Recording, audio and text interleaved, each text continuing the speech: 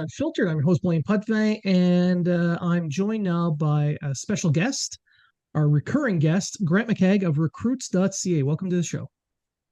I'm glad you decided to have me recurring. Well, I mean, somebody's got to come on the show and do stuff that people want to watch because it's not going to be me. I mean, I can do sock puppets, but that's the extent of my talent. Got to see that sometime. Let me know when you're doing that show. Well, after a couple of drinks, you never know what might happen. Things got weird at Tootsie's in Nashville. Yeah. How was Tootsie's anyway? It was good. Yeah, Like the all the beer NHL was a little bigwigs seem to go overpriced. there. Eh? Yeah, it did seem that way. There was quite a few of them milling about. GMs, coaches. The same with the junior teams as well. Good. Good. Wish I could have been there. You missed out on a good time. I know Matt and I held each other up on the way back to the hotels. There's no video of that, is there? No. Okay, good. Because like when McDavid got caught there being held up by somebody when he was walking back to the car, that didn't turn out so good for him. But apparently Well, we're not pro athletes. true, not quite as famous. No, slightly less. Okay. Okay. So for this show, it's not going to be a long one. We're going to kind of try and keep it fairly condensed, just to respect your time. But we're going to talk Okay about the by me. draft and what. Yeah, we'll talk about the draft and what you saw at the development camp afterwards. So we'll dive right in and we'll talk about your draft list going into the draft. Who you had at the top of your list? Okay. We're gonna go back to that, eh? Well, we got Um, to set the stage, right? well, yeah. Well, who I had at the top of my list is not who got drafted yet. So I don't know whether that's good or bad or, indifferent or it's nice to have a different list, I suppose. You know, it'll be fun to look 5 years down the road and see if Dvorsky and Leonard are better than Smith and Carlson. Because I, you know, I mean, I said right from quantified it with saying that they may not get more regular season points, but that doesn't mean that they won't be better, more valuable players to their teams in the NHL. Um, Personally, I think that they're winners and they're going to help a team at playoff time, especially. Leonard uh, reminds me of a Sam Bennett type. I've said that a few times, and you know, Leonard, sorry, Bennett was a major reason why Florida made the finals, I think. And Leonard, you saw it, like who scored the gold medal winning goal for the US at the U18s. It was Leonard, steps up in the big moments. So while both of us are happy with Reinbacher going to the Habs, we understand the pick, I think, in discussions that we've had, but Yep. neither of us would have minded Leonard being the Habs pick either. Safe to say. Yeah, yeah. He was at the top of my list that to go at 5 for Montreal. I felt that he was a good fit for them. He brought the type of hockey that you need in the playoffs, like you mentioned. And I thought that that was something that the Canadiens didn't have very much of in the system. Yeah, So for that reason, I wanted to see him go, but he did. Reinbacher. I mean, Yep.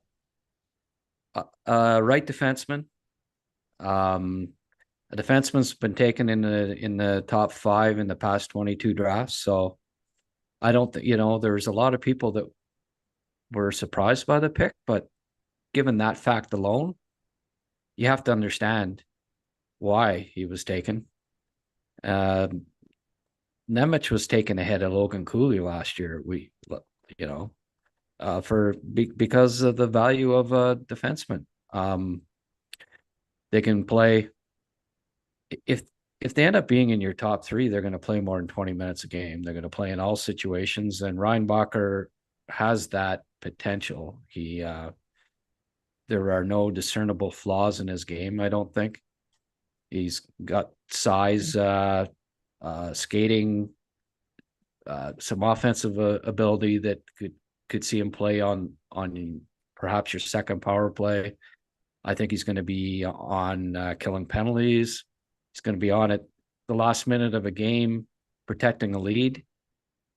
That's not something Matvei Michkov was going to be doing for any team, I don't think. So you have to keep the puck out of your own net at the same time that you have to put it in the other team's net. So I fully understood the pick by the Habs. And it's the style of play that he has as well. He's not just a big guy who plays like a Hal Gill. He's very mobile. He defends extremely well without having to be taking himself out of position to throw hits. He's positioned extremely well. And more importantly, he has an excellent first pass and he can carry the puck up ice. He controls the play for his team. So he's able to get pucks up ice, get them into the offensive zone, and generate offense in that way, which is something the Canadiens still need. Absolutely. One of the reasons why both Nemec and Reinbacher were picked so high in the draft, I believe, was just the poise and confidence that they showed at such a young age playing against men. They did it in their league and they did it at the World Championships. They're just, I think a high floor is something that gets maybe underestimated when it comes to a top 10 pick, but you don't want a guy that doesn't work out. You want a player that is almost can't miss to be a top 4 or a top 6 forward. That is very appealing. Now, when that's your floor, but your ceiling is he could be a top pairing right defenseman. That's a nice, tier to be in. And you're making that pick. You're going to sleep that night with very few worries. You know that you're getting a future solid NHL player who could be a 25-minute night guy for you in important playoff games. So I don't know how a fan can be irate about that. It's just the potential of Michkov doing what no other 5'10" Russian winger has done since Pavel Bure is exciting, but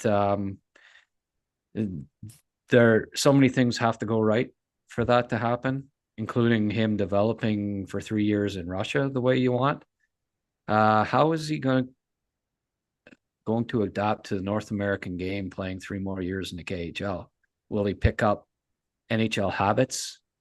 Will they be trying to teach him? They aren't molding him to play in the NHL. They want him to help them win hockey games. That's, they've got jobs that they want to keep, just like NHL coaches and GMs. So there's so much unknown with Michkov, and there isn't with Reinbacher, and I think that was very attractive to the Canadiens. And before I go back to Reinbacher, just a quick aside on Michkov. His interviews apparently went okay, but he didn't do anything to really wow anyone or convince anyone to take that risk. And all the talk that he's had since has been, I wanted to move down. I wanted to move down to this team or that team. Now he's saying Philly because they picked him. But if that's the case, how much effort did he actually put into the interview? Like, if you don't put enough effort in or show enough interest, why would the team take that risk? Yeah, well, apparently he just said, I only want to do interviews with this team and this team. Yet, there were already teams that weren't going to draft him. So that really it's really narrowing it down. And he used an interpreter as well. which I can't think. I'm sorry, but that couldn't thrill. I don't think that would thrill the teams that did interview him. Uh, Mm. it other Russian players in the past decade, at least, how many top picks have needed an interpreter? Top 10 picks in the past decade for the NHL draft. It's not very many. Not You know, many. No, not many. I mean, we can go back to Kostitsin, but that's 20 years ago now, 15 years ago or whatever it was, and I mean, that didn't work out great, right? But uh, it shows that, is he going to need an interpreter 3 years from now? How much is he going to work on simulating with language? And of course, what I've heard about his what kind of teammate he is, maybe perhaps him not learning English would be actually a good thing. So players, his future teammates don't hear what he has to say. But anyways, that's another story for another day. Yeah, there was some whispers about that running around Nashville. Whispers. It was openly said what kind Yeah, of yeah. teammate that he was. So that's another reason that teams may have overlooked him. I know a lot of fans wanted the flashy kid. They wanted this high end offensive kid, but all of them admit, everybody who wanted him still admits that this kid's a one way player. Right, right. He's not going to be out protecting that lead with a minute left. There's some selfishness to his game. A little bit. And I mean, I don't want to keep dragging him through the mud. No.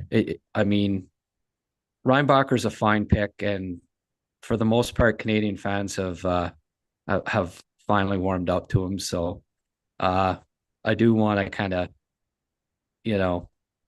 pump the brakes a bit on the Michkov criticism, because at the end of the day, I certainly don't want him to fail. I don't want any kid to fail. So just like Shane Wright last year, Yeah. I hope he has a successful career. I just hope it's not a better one than Slavkovsky's. That's not asking too much. No, and I agree. And to bring it back to Reinbacher, I think that his interview and the interviews they've done about with people around him in his camp is what actually put him over the top, because he only came in. He said, "I'm here to put on my work boots and win a Stanley Cup for you." That's that's been released and everybody knows about that. But I spoke to his World Juniors coach and his off-season defensive coach, and they can't stop raving about just how good of a kid this kid's got. Great character, and he's the hardest working guy they've ever seen. Yeah, and all indications are that as well. And then I was at the development camp and saw him getting interviewed, and funny kid, good, great personality. He made everybody laugh a number of times. Yeah, he's high character, and I think I mean, you just can tell from the fact that he's Austrian and he goes away at a young age to Switzerland to play. The dedication that's there, the sacrifices from his family and him. Very touching, that scene where he FaceTimed, I guess, his parents when he was signing the contract there. That was Yeah. another glimpse at his character, and that he's a real kid, genuine kid. That it's too bad that he went through that crap with social media and fans that decided that they should blame him for being chosen by the Montreal Canadiens, because he's just a super nice kid. Yeah. And I think people, I understand the desire for the high end offensive player, but at the end of the day, they have one of those offensively gifted, smaller framed wingers. Do you really need more? Yeah. Yeah, a lot of people have said, well, they haven't had an offensive superstar in 30 years. Well, have you watched the team the last 2 years? Like, how old is Cole? 22? Like, I Yep, mean, he's just hitting his prime here. He was on pace for what, 40, at least 40 goals last year, something like that. 48, I believe. Okay, so not bad for a 21-year-old. Like, you have to look at it like, I mean, I don't see why he can't be a 40, 50 goal scorer. So is that not an offensive superstar that they haven't had in the last 30 years? He's right there in front of them. I do feel that he does qualify for that definition. Well, sure. And there's not a, can you name a team in the league that has a 5'7" and a 5'10" winger on the top line that's you know, driving a team to glory in Stanley Cup playoffs? Like, there is, I don't think there's a team in the league alone that has a 5'7" and a 5'10" winger on the top line. You need a mix. And okay, so you have the 5'11" center in between. No, it's when you're looking, especially when you're drafting top 5, top 10, you're trying to project, okay, where does this guy place in our future lineup? You have to, Yeah, it's part of the, he's an important piece of the puzzle. So did Michkov, ideally it's Slavkovsky on the other side. And that's what, when they drafted him last year, you can't tell me that they weren't, even Slavkovsky himself said, well, uh, Caulfield and Suzuki need a winger. And that's who I project to be in that slot eventually. Maybe not this year, yeah. but maybe this year. In fact, I predicted it last year. So, I mean, I'm expecting it soon enough. And, but was it going to be Michkov playing with Suzuki and Caulfield? It just didn't add up. He would have, it make more sense for him being a second line winger. Now, which do you draft? A guy that's probably going to be on your second line, or a guy that's going to be probably top pairing right defenseman? Well, it's a no-brainer. Even if he's second pairing right defenseman, that's more valuable than a second line winger, no matter how dynamic Sure. he is. So I understood the logic completely in them taking him, and you Yeah. know, as we keep saying, it's not the sexy pick, but it's a practical one. And I think it's in the long term probably going to end up being the more impactful decision because while he's not a fancy type of player, he doesn't put on a show. He's not a PK Subban. He is very capable defensively. He is big. He's 6'2", already almost 195. He can probably play with another 20 pounds, 30 pounds of muscle on him. Yeah, That's yeah. I think he's gonna like. From what I saw, his lower body's fairly developed, but he can stand to put on another 10 or 15 up top. Uh, oh yeah. 5 pounds a year over the next 3 years, and he's at 197, and another 15 would 212, and his growth plates aren't closed either. So Yeah.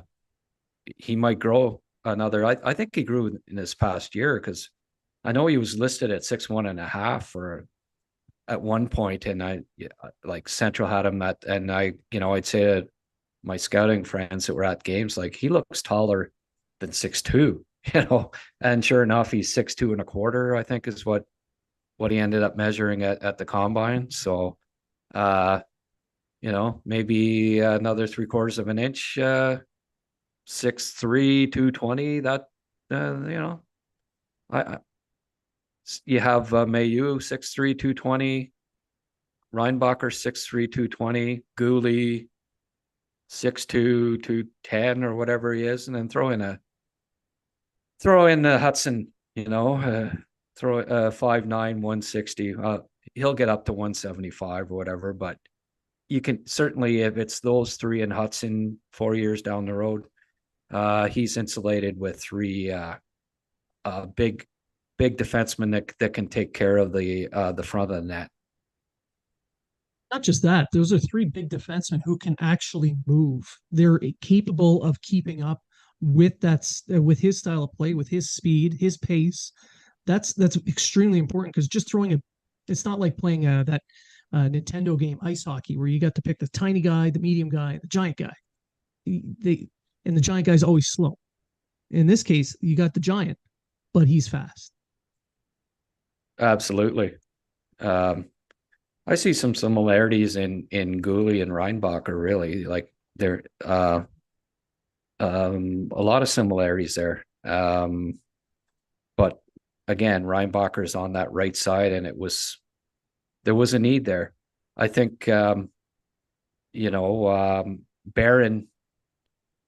has shown that uh, he may not be a top four defenseman. You know, um, I mean, when they picked him up from Colorado, I suppose the hope was that, but I think we've seen that that's a definite question mark. So, and then Mayu, there's no guarantees there either, especially if something happens, you know. Um, but so it just made sense to add that third young right defenseman that has a lot less question around him, and that you're almost guaranteed it's going to be a top two right defense pairing guy. And it's funny, you know, like last year, I don't see Nemec being top pairing blue liner in Jersey, perhaps ever. Like he might only be second pairing right defenseman. Uh, but they took him second overall. Like there's such it's such an important piece to get a top four defenseman, regardless of where he ends up playing, because of the fit or the structure of your team. Like Dougie Hamilton, it's going to be a long time before Nemec is better than Hamilton. And there's other defensemen that I think may end up being better than Nemec too. So it didn't matter to Jersey, because you need that top four, those top two pairings wins you Stanley Cups. You got to have them. It doesn't matter whether, I always look back to the big three in Montreal. I know it's going way back, but Guy Lapointe was a second pairing defenseman, but second pairing defenseman that's in the Hall of Fame, right? So Yeah. it Yeah. was such a huge piece for them to have the guy on the second pairing that could and should be on a first pairing. And it just made them so 40 to 50 minutes a game. Bowman had either Lapointe or Robinson out there. You know, wow. How are you going to beat that? It didn't happen very often. No. And with the way the NHL is going now, the way they're building blue lines, where you have to have those larger, mobile defensemen who play in transition. That's the way the NHL is going now. So the value placed on those types of players has increased way more than a smaller scoring winger. Oh, for sure. Vegas had their top scorer this season was 68 points, I believe it was, Eichel. Yeah. So was it high-powered offense that won the cup for them? No, it was their six defensemen. You know, was there a deeper group of big, mobile, uh, good puck moving defensemen than Vegas's? No, I think that was the key to them winning a cup. They did it with a friggin' backup or a third string goalie as well, you know, who didn't look bad in the playoffs, but when you've got that defense core in front of you, Yeah. it certainly it was a huge reason why Vegas won a cup. I mean, if you were to ask any Habs fan, would you want an Alex Pietrangelo on your team right now? I don't think you'd find anyone who'd say no. No, and Reinbacher is has been compared to to Alex, and I mean that's obviously his ceiling if he ends up being Yeah. that good, but I see a lot of similarities there. Just Same style. yeah, same, close to the same size, same style. Um, not a not gonna get 80 points in a season, but and not the most physical player in the league, but just does everything so well. Um, it just has all the tools to be a top pairing defenseman, and that's Reinbacher as well. And I mean, down the road, if it's Gouli and Mayu, Reinbacher and Hutson, who cares? There doesn't have to be a top pairing and a second. That's just what could be considered two first pairing, defensemen. Stick them out there, play them 40, 45 minutes a game, and get a lot of points, keep the puck out of your net, and win games. Now we're talking about pairings, and you mentioned earlier Hutson and Reinbacher. Now you saw these two paired up at the development camp, and I think it's the Canadiens trying to build some chemistry between the two because they see what we all see, and that's two players that complement each other. What did you see out of that pairing? Yeah, frickin' frack. Well, I heard that Hudson was pretty happy about the pick and was texting a couple of the guys. And what I saw was Hudson already foresees that. He wants that to be the case down the road, and he got an early start on it. He was feeding Reinbacher. You saw that scrimmage, I gather, and just he every chance that he got to get the puck on Reinbacher's stick, he did so because he wanted the kid to score. The top 5 pick to score in front of the sold out crowd at the Bell Complex. So it was it was refreshing to see because I've been saying it for a few months now that if they do take Reinbacher, I see that being the thinking that what a great compliment to Lane Hutson, which would give Hutson the capability of being in a top 4 role 5-on-5, and then just being I think we all see that the high potential he has to be a power play quarterback. It's just it's up there with Fox and McCarr as far as his potential offensively on the power play goes. So, if you can find him a steady role 5-on-5, he'll also obviously generate a lot of offense 5-on-5 as well.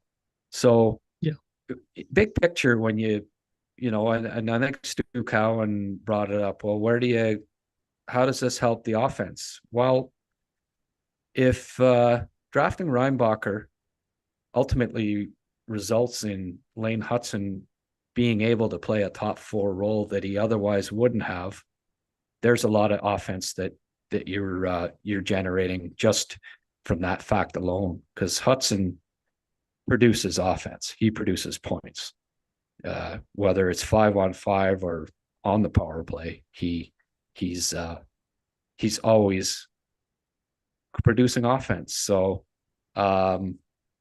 there's your offense right there. Now you have those guys out playing with Caulfield, Slafkovsky, and Suzuki in 3 years' time. I don't see why those five can't create and score a ton of points.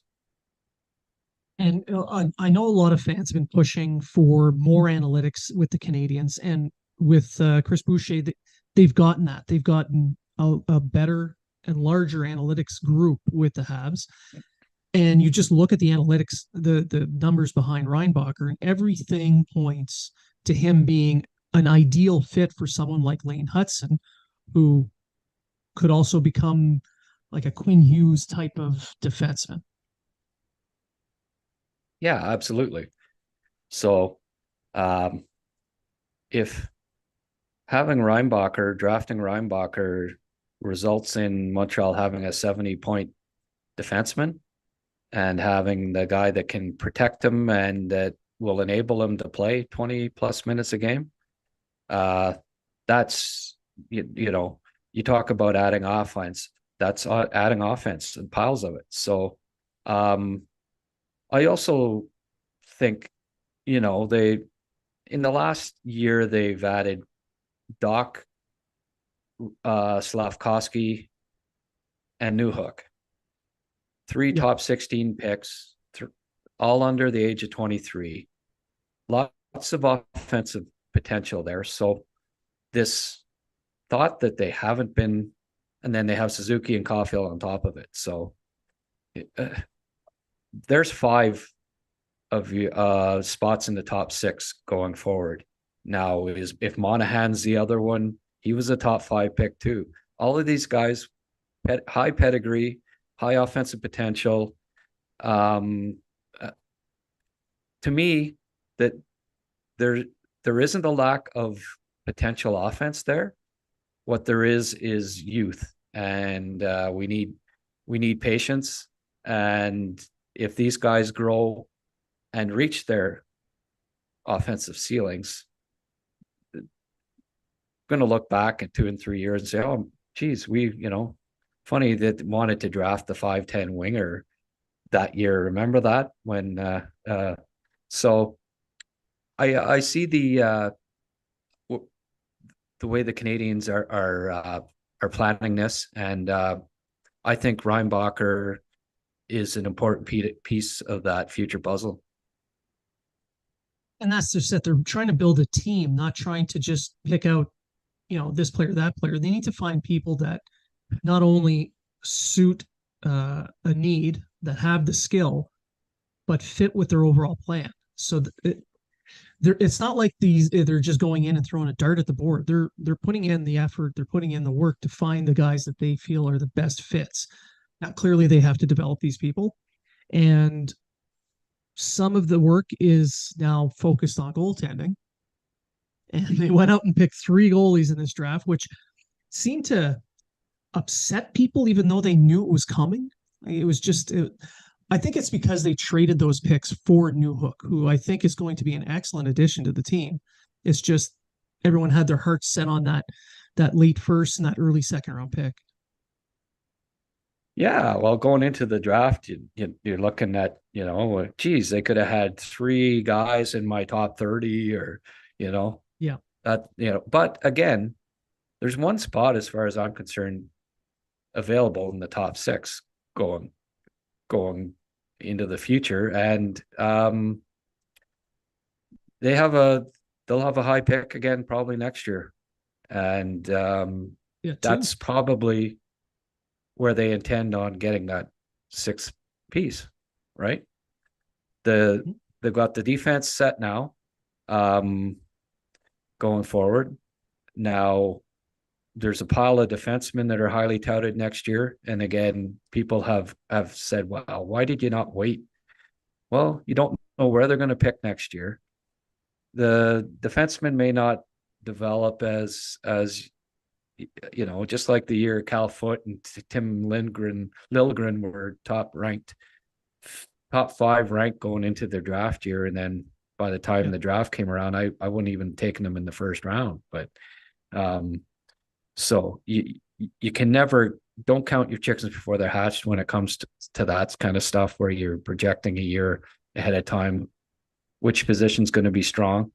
But also, let's say 5 defensemen go in the top 10. Maybe the Habs end up with the top winger on the draft board, just like they ended up with the top defenseman on this draft board. Well, back-to-back years, you can come away with potentially a top defenseman and a top winger. That's not a bad thing either. So I think that's the long-term plan. This year in the top 10, there were a lot of centers that ended up going. And, there was there a winger? I don't think there was a winger in the top 6, right? So No. Um, it wasn't really thought of as a high end wingers in this draft if if Carlson and Smith end up being centers, as I believe that those teams hope, because they picked them that high. So so Montreal took the top defenseman. Again, I don't think you can go wrong. You can't have too many defensemen. They're going to have some great trading chips, and that's the other angle too. Yeah. Where are they going to get this offense? And well, uh, there's only 3 left defense spots, and there's probably 7 down the road that are going to play in the NHL. So they've got 3 or 4 really good young defense prospects that they're going to be able to perhaps package to fit a piece in there in the top 9 that they're going to need down the road. So it's not just like it's a chess game for these guys. There's Yeah. many moving pieces, and they're not just thinking one piece at a time. They're thinking, you have to look at it like, well, the roster is going to be a lot different in a couple of years. That some of these defensemen are going to be traded. They've already traded a couple of them, Romanov and Edmondson. Well, there's 2 more coming in the next couple of years. We just don't know who they are at this point, but they'll find that other top 9 forward piece that they need by dealing excess left defenseman, I think.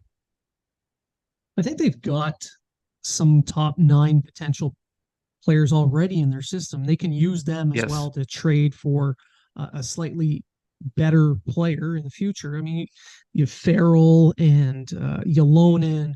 Beck is going to be on his way soon. Machar, Kidney, Roy, Heineman. That's a lot Kapanen. of prospects with Always that. Kapanen. He's my top ranked forward on draft lists, and he's always the guy that kind of gets overlooked too. I think he's better than Beck. I see him as the future 3rd-line center, and That's just it. Yeah. Beck could be on his wing, or maybe the 4th-line center. Imagine Owen Beck is your 4th-line center. I mean, that's going to be a pretty good team in 2 or 3 years, I think. And that again, while all those prospects have the potential to fill those needs, maybe half of them make it. Well, that's still almost a full roster of No, players on their way up.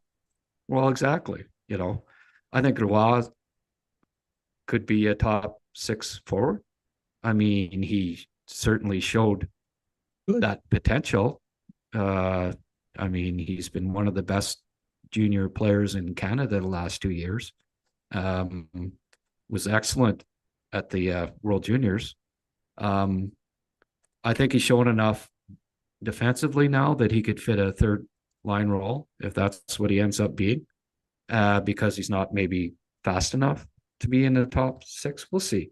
But certainly he's got the smarts, vision, puck skills to be to land a top 9 role. And I mean, there's Raphael Harvey-Pinard, who we didn't even mention, who's only 24, that played like a top 6 forward at times last year when he got the opportunities. So yeah, there's a lot of pieces there, and they're going to keep adding more, including, I think, next year at the draft they'll probably get a winger. They needed to shore up goaltending, and it's funny, like when they traded away that 1st and 2nd, it was or sorry, the 2 seconds, or no, it was a 1st and 2nd, 31 and 37. 1st and 2nd, yep. Yeah, you get to the 4th round, and one NHL scout said it well to me, like you're not gonna get a top 6 forward in the 4th round. Like, the odds of that happening are not very high. So you can go for this 5'9" high scoring USHLer or something like that. They could have gone that route, but um, instead they went the uh, get those goalies, Yeah. add three to the system, fill out the depth. They were certainly good. I mean, I didn't focus on goalies at the camp. I never really do, but they were solid. And in the scrimmage, there was only like 3 or 4 goals, I think, in the whole scrimmage, and that's nonstop, 4-on-4. So they look pretty solid, and um, who knows? Maybe next year they even add another one in the top 40 or something like that. So they're going to have more than 7 picks again Yeah. in the next 2 drafts. So they're just going to keep adding young assets, and at this point, their under 24 talent it's got to be right at the top of the league, and that's encouraging for the future. Well, I know a lot of lists that look at prospect depth. They have the Canadiens right at the top, either first, second, or third on any of their lists. Um, Yeah, and when you're looking at the goaltenders in this draft, there's Trey Augustine and Hrabel. They were all at the top of people's lists, but Jacob Fowler was considered to be in that competition for top goaltender, and they yeah. got him at number 69. So I don't think that's a bad pick. No, no. I mean, the numbers are there, right? Um, Yep. the physique and the height weren't ideal, and that's why he didn't go in the top 2 rounds. But certainly, as far as picking a goalie that stops pucks, he was arguably the best in the draft. So I've always, my simplistic look at goaltending at the very top. Most important thing for me is that they stop pucks. And if they if they stop more pucks, their save percentage is higher than the other guys, then I think that they're doing okay. So um, Yeah.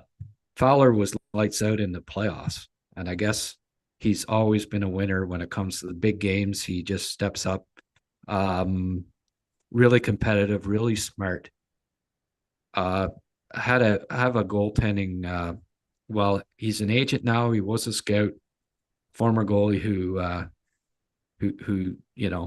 says athletically, you don't know how he does it, but he does because he's just the smartest goalie by far in this draft class, and competitive, and comes up with the big saves.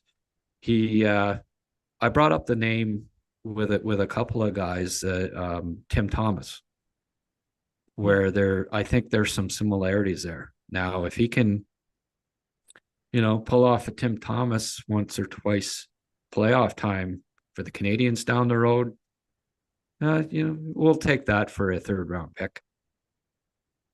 Yeah. Yeah. And I was speaking to a couple of agents and some others while we're waiting around for our flights to get to Nashville because shit got weird with all the flights going in. And one of them brought up Fowler's name before the draft even happened, and he called him a gamer. So Yeah, yeah. can't be upset with that pick at all. No, no. And especially at 69 overall, because the odds are that probably less, 70% chance that he never plays, whoever you pick at that point. So Yeah. why not go with the goalie that stops pucks? And Habs fans do like those goalies. Yeah, yeah. Oh yeah. Yeah. Kenny Dryden used to stop a few, and that he he seemed to do okay. He did okay. I mean, if you're into those Hall of Fame Stanley Cup winner type of goaltenders, he's okay. So before I let you go, you watch the development camp, you watch the draft. You're going to be putting out some prospect uh, previews, just breaking down prospects for people. on Tony Marinaro's Sick Podcast channel. So that's a big deal. So I'm looking forward to that. But before we get to that, what expectations do you have for the off season? Like one major piece of business you feel that has to get done before Hughes can go down and hang out on the beach? Hmm. I think he's got to try to dump Hoffman's contract there. Um, Now, why did they not buy? A lot of teams bought out guys. Is there not? What's the, you know, how come Hoffman wasn't bought out? I'm a little surprised about that, but is it, can they not do it cap wise, or does Molson not want to dole out the money, or like, I don't know. I was a little surprised that Hoffman wasn't bought out. Like, there's only a year left, right? Mm-hmm. So it's not like it would be a huge hit, I don't think, on their structure, but and with the No, cap I don't going think up and so. stuff, I don't see him having a spot in the lineup. And every time I do you know, kind of jot together 12 names, um, I don't have a spot for him.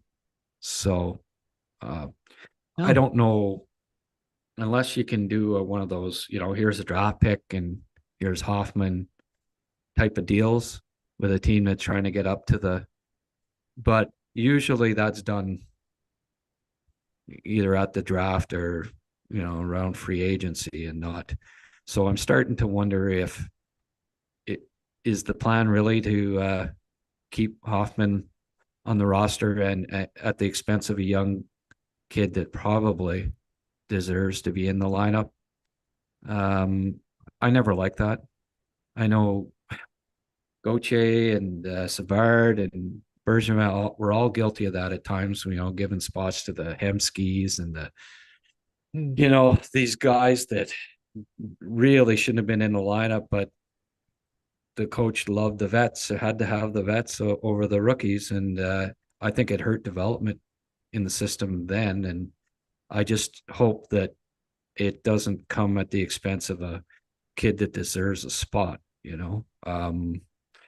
So I hope that one of Armia or Hoffman or both ends up somehow getting dealt so that the kids, the deserving players get Yeah. a full opportunity this year, and you don't have them either being lost on waivers or going down to the minors when they shouldn't. So I think that's what needs to be done at this point. And I'm happy with the roster going into the year. I don't see them having to really add anything at this point because I don't know that the expectations are that they're going to make the playoffs this year.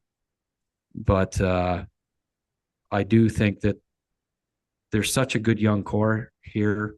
And if they get off to a good start and the momentum, they get some momentum built up and confidence that the, the sky's the limit with this group, especially with Caulfield, Suzuki, Gooley, like all these guys can make big steps this year. I think they're at that age where they can really make another important step in their development. And if you get the goaltending, Montreal, I think, will be very competitive this year. And just pray that the injuries. Yeah. It's not like the last 2 years. It's just been ridiculous.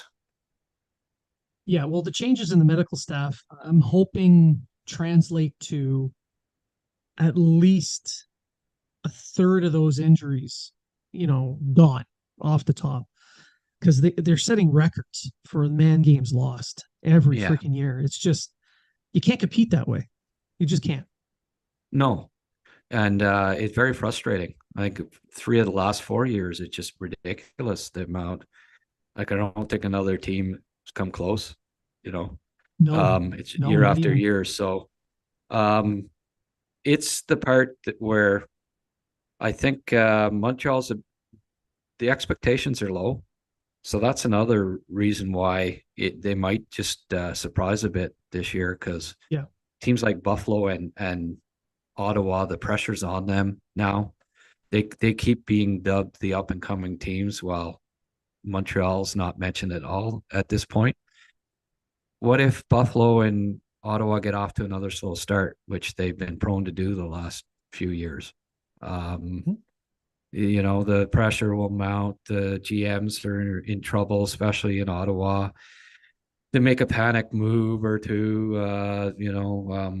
They pick up a Corpusalo. Well, he had hip surgery 2 years ago. What if he gets hurt again? Then what? So it's going to be interesting to see if Tampa. I can see Tampa coming back to the pack a bit this year. They just keep losing pieces, and eventually that catches up with you. The Yeah. the core is getting older. It would not surprise me if they're in a battle for the playoffs this year. So, which one of the young teams steps up? Detroit could be a lot better. Montreal, and I mean, I get it. They had a lot less points than Buffalo and Ottawa, so those two are considered to be the teams that could steal a spot. But you have to factor in the crazy injuries that Montreal had too, and for that reason, I think it'll be none of those teams are going to be poor. I don't think this year, and it'll be a good race in the division. It should be a lot of fun. Well, and if you look at the Canadiens last year, before all the injuries started to really pile up, that first couple of months, they were near a playoff spot, not in one, but close to one and competitive. And if they can get a full season like that, where they end up close to 500, I think that's a win. Gives Yeah, them meaningful games all year long, and a couple of bounces that go their way, you just never know. no, for sure. And it'll be interesting with Monahan, and I mean, Yeah, if they are in the playoff race come trade deadline, what do they do with these guys, right? If Monahan has a really good so. season, Yeah, you got to offer him an extension. I think, if they're anywhere close to competing, Monahan's healthy and he plays like he did last year. As long as he doesn't want 8 million a year, uh, you gotta look at possibly extending him too. You can keep piling up draft picks, but there's only top six spots, and I think five of them are spoken for down the road. So, the answer isn't in getting late first round picks as the be all to end all. At some point, you have to say, okay, we want this is one of the veterans that we want to help lead the young core, because you need a few veterans. You just can't. yeah, No team has won strictly with 24 under 24 talent. You get the elders that pass on the knowledge to the youngins and lead the way. And Matheson's one of those, obviously. But you need them up front too. And I think Monahan, to me, it'll be interesting to see if he's kept around, if he's healthy, if they consider giving him a contract extension, because he came back. I think he likes it in Montreal, obviously, right? yeah, yeah. At the salary that he came back, surely he could have got that more than that somewhere else. It's telling me that he likes what Montreal is doing. He likes the city. He's all you hear about is what a great leader he is too. The kids love him. So that's another piece that'll be it's another chapter that will be interesting to follow this year, because I don't think it's a given that they just turn around and trade him at the deadline for yet another draft pick. Yeah, at some point you need NHL players to play in the NHL. Having veterans, of course, is helpful. Having guys with the experience as well is helpful. When you think of you look at the Canadiens lineup. Suzuki, Caulfield, both have been to a final. They know what it takes to get there. Newhook, they just got him. He's a cup winner. He knows what it takes to get there. Yeah, That's an important aspect of bringing some of these guys in. yeah, for sure. No, it's I like the way they're building, and it'll be especially fun to see how Slavkovsky looks at camp. Yeah, He got a second half of the year. Got to sit back, watch the North American game from the cheap seats for a half season. You know, keep getting into the room, being shown video, learning the North American game. I don't think, I mean, obviously getting injured wasn't a good thing, but the way he was struggling offensively because he was in a slump at the time. Um, it could almost be a blessing that he got that half season off where the pressure, didn't build with because if he'd have gone another 20 games and not scored a goal, you know how fans were already getting riled up about how he was a bust and this and that because he wasn't scoring.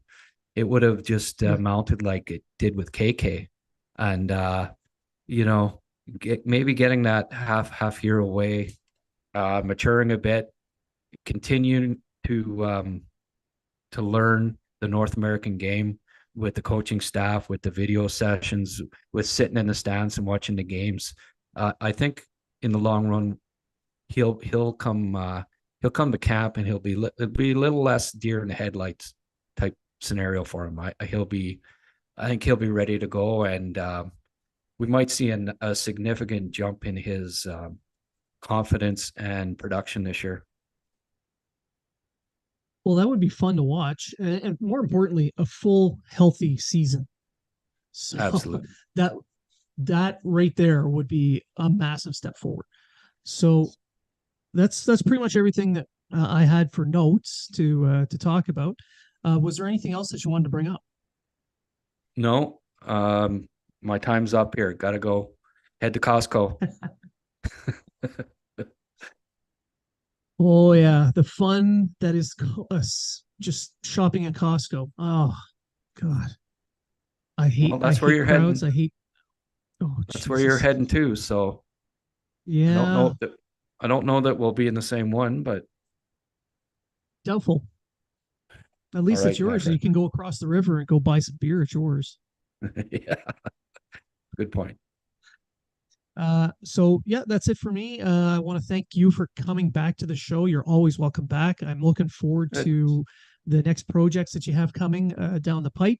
I think it's going to be really fun to watch. I think it's going to be it's going to be a quiet off season. I think next season is going to make up for it. So again, thank you for coming, and Thank you. to my listeners, thank you very much for tuning in. And remember, if you're